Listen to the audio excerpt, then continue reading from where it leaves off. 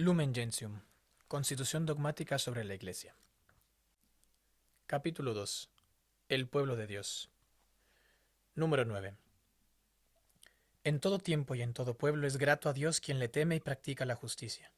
Sin embargo, fue voluntad de Dios el santificar y salvar a los hombres no aisladamente sin conexión alguna de unos con otros, sino constituyendo un pueblo que le confesara en verdad y le sirviera santamente. Por ello, eligió al pueblo de Israel como pueblo suyo. Pactó con él una alianza y le instruyó gradualmente, revelándose a sí mismo y los designios de su voluntad a través de la historia de este pueblo y santificándolo para sí. Pero todo esto sucedió como preparación y figura de la alianza nueva y perfecta que había de pactarse en Cristo y de la revelación completa que había de hacerse por el mismo Verbo de Dios hecho carne. He aquí que llega el tiempo, dice el Señor, y haré un nuevo pacto con la casa de Israel y con la casa de Judá.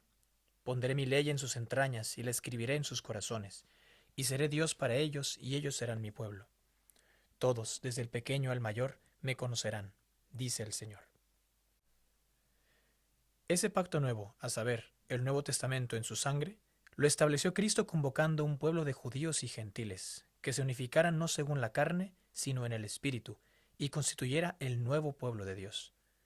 Pues quienes creen en Cristo, renacidos no de un germen corruptible, sino de uno incorruptible, mediante la palabra de Dios vivo, no de la carne, sino del agua y del Espíritu Santo, pasan finalmente a constituir un linaje escogido, sacerdocio regio, nación santa, pueblo de adquisición, que en un tiempo no era pueblo y ahora es pueblo de Dios.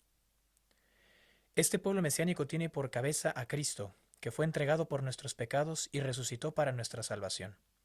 Y teniendo ahora un nombre que está sobre todo nombre, reina gloriosamente en los cielos.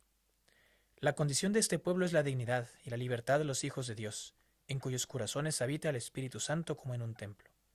Tiene por ley el nuevo mandato de amar como el mismo Cristo nos amó a nosotros. Y tiene en último lugar, como fin, el dilatar más y más el reino de Dios, incoado por el mismo Dios en la tierra, hasta que al final de los tiempos Él mismo también lo consume, cuando se manifieste Cristo, vida nuestra, y la misma criatura sea libertada de la servidumbre de la corrupción para participar en la libertad de los hijos de Dios. Este pueblo mesiánico, por consiguiente, aunque no incluya a todos los hombres actualmente y con frecuencia parezca una grey pequeña, es, sin embargo, para todo el género humano, un germen segurísimo de unidad, de esperanza y de salvación. Cristo, que lo instituyó para ser comunión de vida, de caridad y de verdad, se sirve también de él como de instrumento de la redención universal, y lo envía a todo el universo como luz del mundo y sal de la tierra. Así como al pueblo de Israel, según la carne, peregrinando por el desierto, se le designa ya como iglesia, así el nuevo Israel, que caminando en el tiempo presente busca la ciudad futura y perenne, también es designado como iglesia de Cristo, porque fue Él quien la adquirió con su sangre, la llenó de su espíritu y la dotó de los medios apropiados de unión visible y social. Dios formó una congregación de quienes, creyendo, ven en Jesús al autor de la salvación y el principio de la unidad y de la paz, y la constituyó iglesia a fin de que fuera para todos y cada uno el sacramento visible de esta unidad salutífera.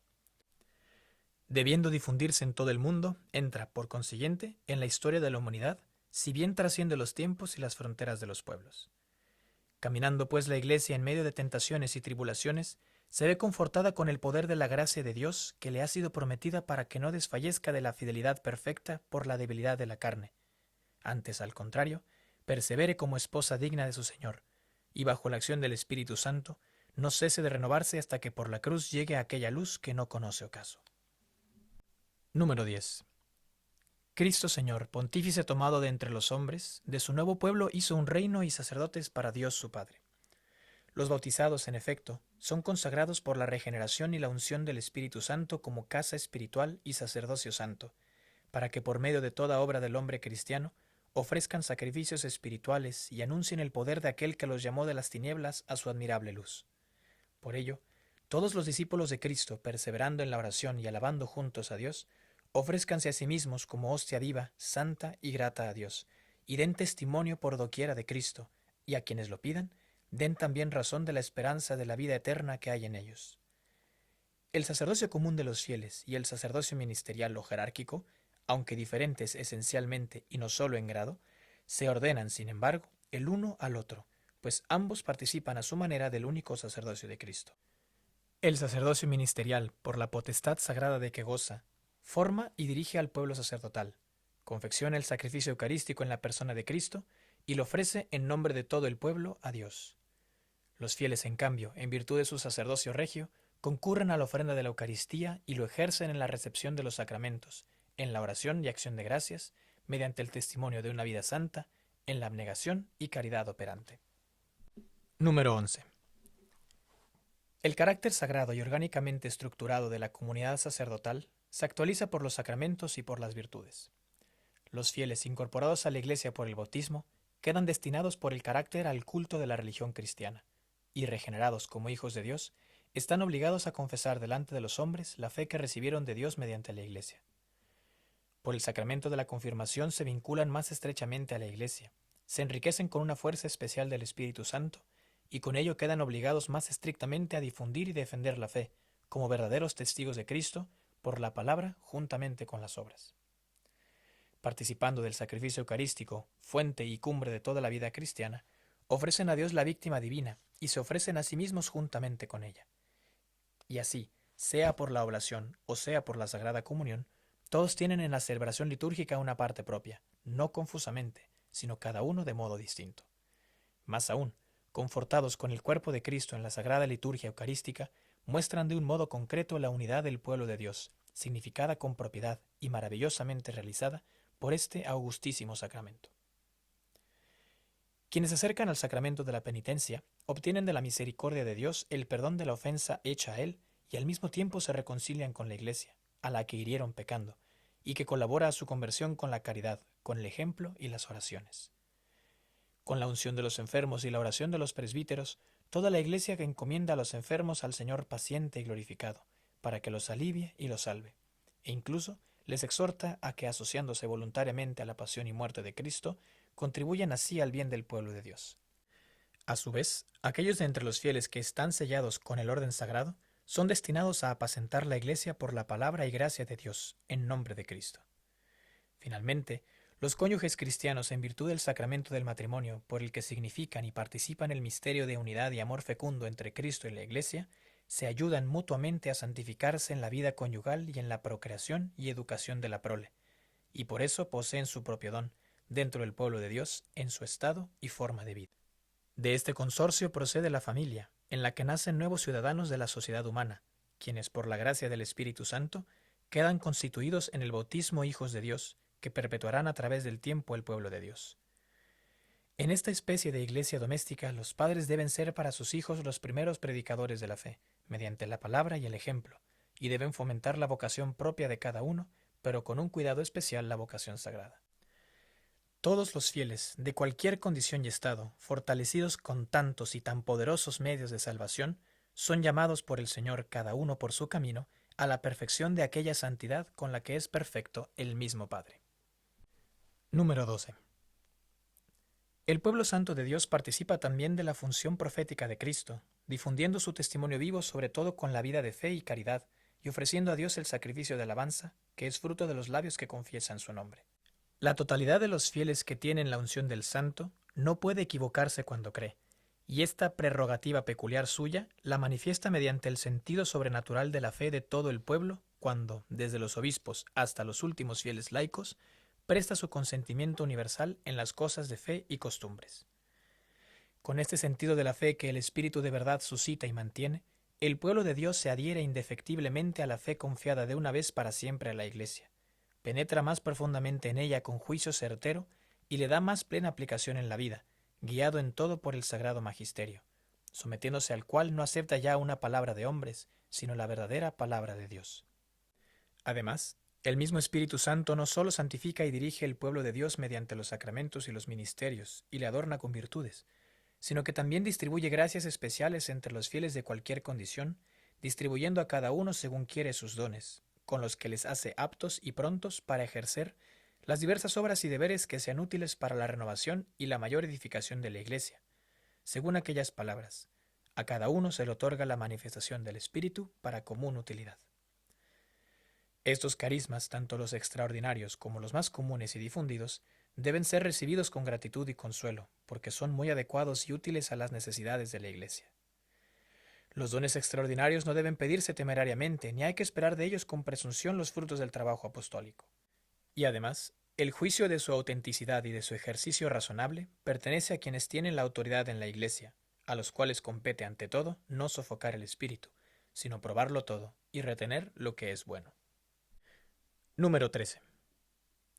Todos los hombres están llamados a formar parte del nuevo pueblo de Dios, por lo cual, este pueblo, sin dejar de ser uno y único, debe extenderse a todo el mundo y en todos los tiempos, para así cumplir el designio de la voluntad de Dios, quien en un principio creó una sola naturaleza humana, y a sus hijos que estaban dispersos, determinó luego congregarlos. Para esto, envió Dios a su Hijo, a quien constituyó en heredero de todo, para que sea maestro, rey y sacerdote de todos, cabeza del pueblo nuevo y universal de los hijos de Dios. Para esto finalmente envió Dios al Espíritu de su Hijo, Señor y vivificador, quien es para toda la Iglesia y para todos y cada uno de los creyentes, el principio de asociación y unidad en la doctrina de los apóstoles, en la mutua unión, en la fracción del pan y en las oraciones. Así pues, el único pueblo de Dios está presente en todas las razas de la tierra, pues de todas ellas reúne sus ciudadanos, y estos lo son de un reino no terrestre, sino celestial. Todos los fieles dispersos por el orbe comunican con los demás en el Espíritu Santo, y así, quien habita en Roma sabe que los de la India son miembros suyos. Y como el reino de Cristo no es de este mundo, la Iglesia o el pueblo de Dios, introduciendo este reino, no disminuye el bien temporal de ningún pueblo.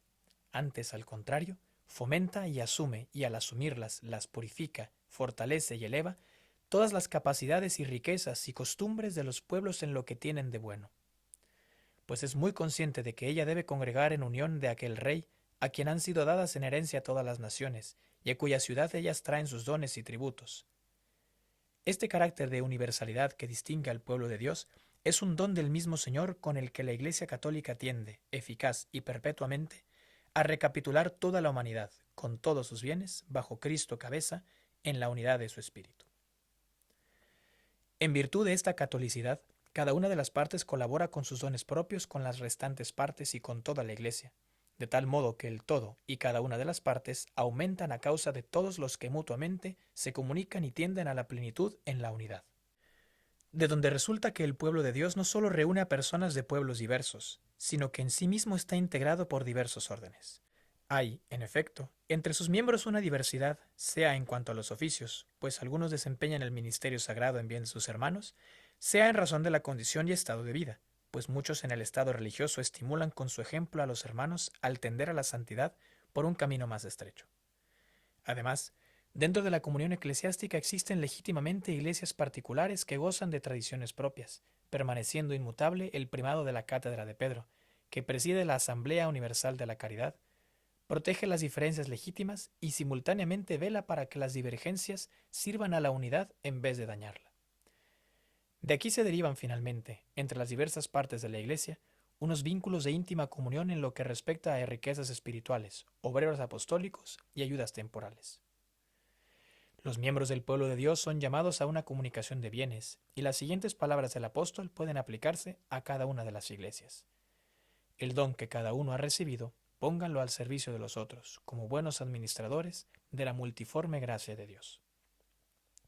Todos los hombres son llamados a esta unidad católica del pueblo de Dios, que simboliza y promueve la paz universal, y a ella pertenecen o se ordenan de diversos modos, sea los fieles católicos, sea los demás creyentes en Cristo, sea también todos los hombres en general, por la gracia de Dios llamados a la salvación.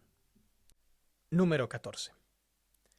El Sagrado Concilio fija su atención en primer lugar en los fieles católicos, y enseña, fundado en la Sagrada Escritura y en la tradición, que esta iglesia peregrinante es necesaria para la salvación. El único mediador y camino de salvación es Cristo, quien se hace presente a todos nosotros en su cuerpo que es la iglesia. Él mismo, al inculcar con palabras explícitas la necesidad de la fe y el bautismo, confirmó al mismo tiempo la necesidad de la iglesia, en la que los hombres entran por el bautismo como por una puerta. Por lo cual no podrían salvarse aquellos hombres que, conociendo que la Iglesia Católica fue instituida por Dios a través de Jesucristo como necesaria, sin embargo, se negasen a entrar o a perseverar en ella. A esta sociedad de la Iglesia están incorporados plenamente quienes, poseyendo el Espíritu de Cristo, aceptan la totalidad de su organización y todos los medios de salvación establecidos en ella, y en su cuerpo visible están unidos con Cristo, el cual la rige mediante el sumo pontífice y los obispos, por los vínculos de la profesión de fe, de los sacramentos, del gobierno y comunión eclesiástica. No se salva, sin embargo, aunque esté incorporado a la Iglesia, quien no perseverando en la caridad, permanece en el seno de la Iglesia en cuerpo, pero no en corazón. Pero no olviden todos los hijos de la Iglesia que su excelente condición no deben atribuirla a los méritos propios, sino a una gracia singular de Cristo, a la que si no responden con pensamiento, palabra y obra, lejos de salvarse, serán juzgados con mayor severidad. Los catecúmenos que, movidos por el Espíritu Santo, solicitan con voluntad expresa ser incorporados a la Iglesia, por este mismo deseo ya están vinculados a ella, y la Madre Iglesia los abraza en amor y solicitud como suyos. Número 15. La Iglesia se reconoce unida por muchas razones con quienes, estando bautizados, se honran con el nombre de cristianos, pero no profesan la fe en su totalidad o no guardan la unidad de comunión bajo el sucesor de Pedro. Pues hay muchos que honran la Sagrada Escritura como norma de fe y vida, muestran un sincero celo religioso, creen con amor en Dios Padre Todopoderoso y en Cristo, Hijo de Dios Salvador. Están sellados con el bautismo por el que se unen a Cristo y además aceptan y reciben otros sacramentos en sus propias iglesias o comunidades eclesiásticas. Muchos de entre ellos poseen el episcopado, celebran la Sagrada Eucaristía y fomentan la piedad hacia la Virgen Madre de Dios. Añádase a esto la comunión de oraciones y otros beneficios espirituales, e incluso cierta verdadera unión en el Espíritu Santo, ya que Él ejerce en ellos su virtud santificadora con los dones y gracias, y a algunos de entre ellos los fortaleció hasta la efusión de la sangre. De esta forma, el Espíritu suscita en todos los discípulos de Cristo el deseo y la actividad para que todos estén pacíficamente unidos, del modo determinado por Cristo, en una grey y bajo un único pastor. Para conseguir esto, la Iglesia Madre no cesa de orar, esperar y trabajar, y exhorta a sus hijos a la purificación y renovación, a fin de que la señal de Cristo resplandezca con más claridad sobre la faz de la Iglesia. Número 16. Por último, quienes todavía no recibieron el Evangelio se ordenan al pueblo de Dios de diversas maneras. En primer lugar, aquel pueblo que recibió los testamentos y las promesas y del que Cristo nació según la carne. Por causa de los padres es un pueblo amadísimo en razón de la elección, pues Dios no se arrepiente de sus dones y de su vocación. Pero el designio de salvación abarca también a los que reconocen al Creador, entre los cuales están en primer lugar los musulmanes, que confesando adherirse a la fe de Abraham, adoran con nosotros a un Dios único, misericordioso, que juzgará a los hombres en el día postrero. Ni el mismo Dios está lejos de otros que buscan en sombras e imágenes al Dios desconocido, puesto que todos reciben de Él la vida, la inspiración y todas las cosas, y el Salvador quiere que todos los hombres se salven. Pues quienes ignorando sin culpa el Evangelio de Cristo y su Iglesia, buscan no obstante a Dios con un corazón sincero, y se esfuerzan bajo el influjo de la gracia en cumplir con obras su voluntad, conocida mediante el juicio de la conciencia, pueden conseguir la salvación eterna. Y la divina providencia tampoco niega los auxilios necesarios para la salvación a quienes sin culpa no han llegado todavía a un conocimiento expreso de Dios y se esfuerzan en llevar una vida recta, no sin la gracia de Dios. Cuanto hay de bueno y verdadero entre ellos, la Iglesia lo juzga como una preparación del Evangelio, y otorgado por quien ilumina a todos los hombres para que al fin tengan la vida. Pero con mucha frecuencia los hombres, engañados por el maligno, se envilecieron con sus fantasías y trocaron la verdad de Dios en mentira, sirviendo a la criatura más bien que al Creador, o viviendo y muriendo sin Dios en este mundo, se exponen a la desesperación extrema. Por lo cual, la Iglesia, acordándose del mandato del Señor que dijo: predicad el Evangelio a toda criatura, procura con gran solicitud fomentar las misiones para promover la gloria de Dios y la salvación de todos estos. Número 17. Como el Hijo fue enviado por el Padre, así también Él envió a los apóstoles diciendo: Id pues y enseñad a todas las gentes, bautizándolas en el nombre del Padre y del Hijo y del Espíritu Santo, enseñándoles a guardar todo lo que os he mandado. Yo estaré con vosotros siempre hasta la consumación del mundo. Este solemne mandato de Cristo de anunciar la verdad salvadora, la Iglesia lo recibió de los apóstoles con orden de realizarlo hasta los confines de la tierra. Por eso, hace suyas las palabras del apóstol: ay de mí si no evangelizare, y sigue incesantemente enviando evangelizadores, mientras no estén plenamente establecidas las iglesias recién fundadas, y ellas, a su vez, continúen la obra evangelizadora. El Espíritu Santo le impulsa a cooperar para que se cumpla el designio de Dios, quien constituyó a Cristo principio de salvación para todo el mundo.